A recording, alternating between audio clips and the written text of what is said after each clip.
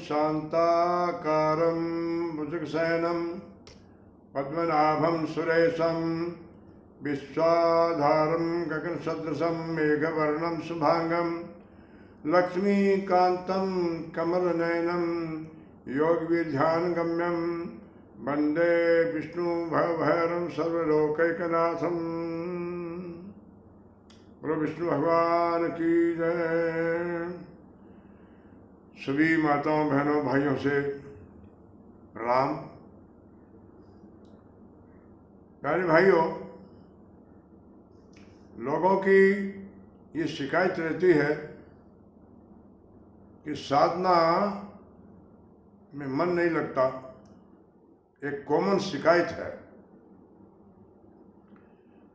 जैसे कई लोग कहते हैं कि भोजन अच्छा नहीं लगता, रोटी खाने की इच्छा नहीं होती, भूख नहीं लगती। उसका क्या इलाज किया जाए? तो शास्त्र में ऐसा लिखा है कि मनुष्य में मुमुक्षुता होनी चाहिए। मुमुक्षुता क्या होती है?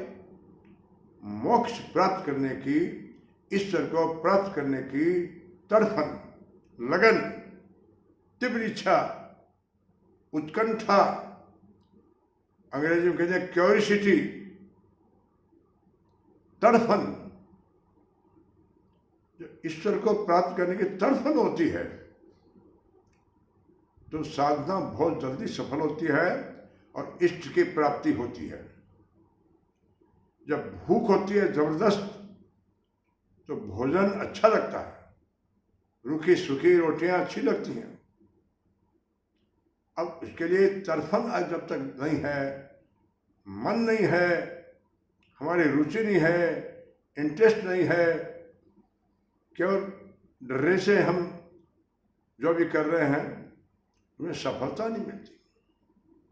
एक विद्यार्थी पढ़ने वाले में जब तक किसी भी विषय पर उसकी रुचि नहीं है, रुचि, इंटरेस्ट एक ऐसी चीज है कि जिस चीज में हमारी रुचि होती है वहां हमारा मन लगता है। मन का संबंध रुचि से है।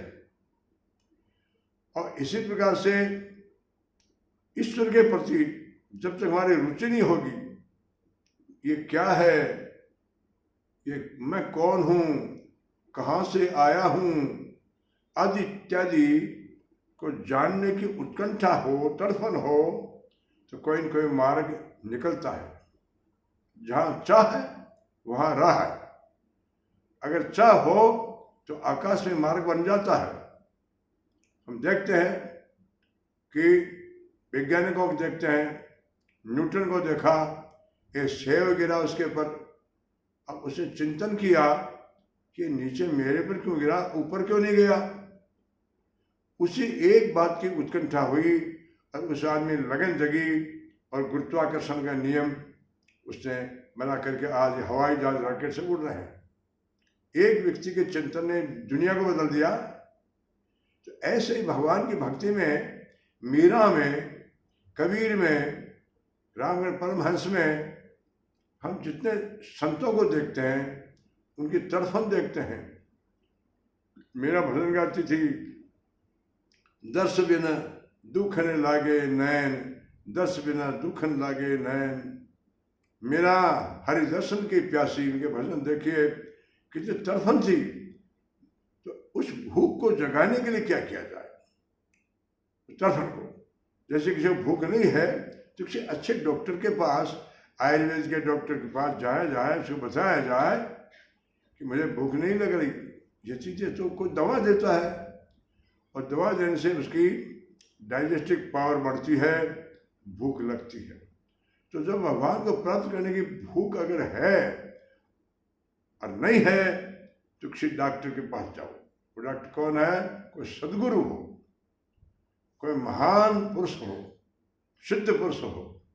अगर वो धरती पर नहीं है उसका शरीर, तो उसके द्वारा लिखा हुआ साहित्य पढ़ो, गीता पढ़िए। गीता में अर्जुन ने हर बात पर अपनी जिज्ञासा प्रकट की है, भगवान से हर बात का प्रश्न पूछा है। अर्जुन और कृष्ण भगवान के संवाद को गीता कहते हैं। 700 श्लोकों में जो कुछ अर्जुन ने पूछा है वो हर मानव के हित की बात है। तो ऐसी भूख जगे, इसके लिए जैसे रामायण में एक वो आता है, जो आता है कि कामी नारी प्यारी जिम, कामी नारी प्यारी जिम, लोभी प्रिय जिमिदाम, हमें तिमहि श्री रघुवंश मणि, प्रिय लागोई श्री राम। जो कामी को और सुंदर अच्छी लगती है, लोभी को पैसा अच्छा लगता है, उसके लिए वो मरने के लिए तैयार हो जाता है। इसी प्रकार से उस भगवान राम को प्राप्त करने के लिए वो हमें प्रिय लगे, दुनिया की हर चीज फीकी लगे, राम का जो रस है, भक्ति का रस है, उसमें हम डुबकी लगावे, तब भगवान प्राप्त होते हैं। ऐसे नहीं मिलते।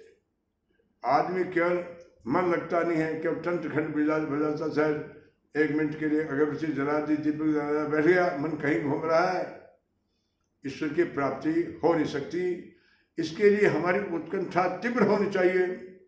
मैंने तड़फन कैसी हो, जैसे हम किसी गांव में जाते हैं और हमारा जो जन्म स्थान जहाँ है वहाँ से किसी गांव में किसी काम के लिए गए, तो 3-4 दिन उस गांव में रहने वाले हमारे अंदर तड़फन होती है, गांव वापस जाए, क्योंकि मन नहीं लग रहा, जो काम था वो हो गया, अब बैठे क्या करें। वो चाहे हमारे मित्र का गांव हो, चाहे हमारे ससुराल हो, 3-4 दिन बाद हमें ऊब लगती है और हम अपने गंतव्य स्थान जहाँ से आए हैं वहाँ जाने की भूख लगती है। अब लोग बहुत आग्रह करते हैं, भाई साहब 2 दिन और ठहरिए, तो नहीं ऐसा है, फिर कभी आएंगे, अब तो एक बहुत ज़रूरी काम है, भले ज़रूरी नहीं है, फिर वो आदमी झूठ बोल करके कहता है नहीं मुझे जाना है। ऐसी तड़फन होती है वापस अपने घर जाने की। तो प्यारे भाइयों, हमारा असली घर कौन सा है, हम कहाँ से आए हैं, उस असली घर को भूल करके हम पागल की तरह से इस दुनिया में रम गए। जैसे कोई यात्री हो और रेलगाड़ी के डिब्बे में, फर्स्ट क्लास के डिब्बे में जाकर के डिब्बे पर मोहित हो जाए और वहाँ की सीटें और उसको देख करके गंतव्य स्थान को भूल जाए, जबकि चाहे किसी बढ़िया से बढ़िया डिब्बे में रहे, कंपार्टमेंट में, वो अपना स्थान नहीं भूलता, बार बार जागता है कि स्टेशन आ गया क्या, स्टेशन आ गया क्या, क्योंकि उसे अपने स्थान पर जाने की तड़फन है। लेकिन एक यात्री ऐसा पागल है कि डिब्बे की सुंदरता पर इतना मोहित हो गया कि वो अपने गंतव्य स्थान को ही भूल गया। ऐसा पागल यात्री कौन है? हम लोग हैं। हम जिस हमारे परिवार से आए थे, जिस घर में भगवान के घर से आए थे, वो हमारा मूल स्थान है।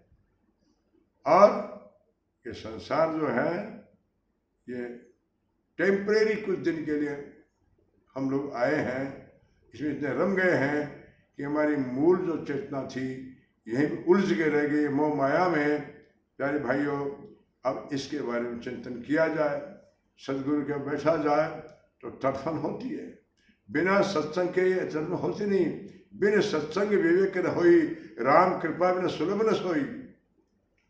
उसमें इतना बढ़िया वो है, तुलसीदास जी लिखा है कि सच सुधरई सत्संगत पाए, पार्श परसे कुधातु सुहाए। पार्श के पास में कुधातु लोह है, वो सोना बन सकता है।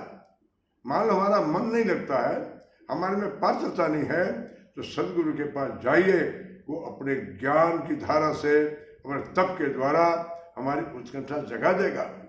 ऐसा इतिहास भरा पड़ा है। बहुत सामान्य लोग जो थे, अम्रपाली वेश्या जैसी थी, अजामिल जैसे राक्षस थे, अंगुली माल जैसे राक्षस थे, वो सत्संग में गुरु के, नारद के और महात्मा बुद्ध के संगत वो क्या से क्या बन गए, वो संत बन गए, वो उनका जीवन आमूल चूल बदल गया।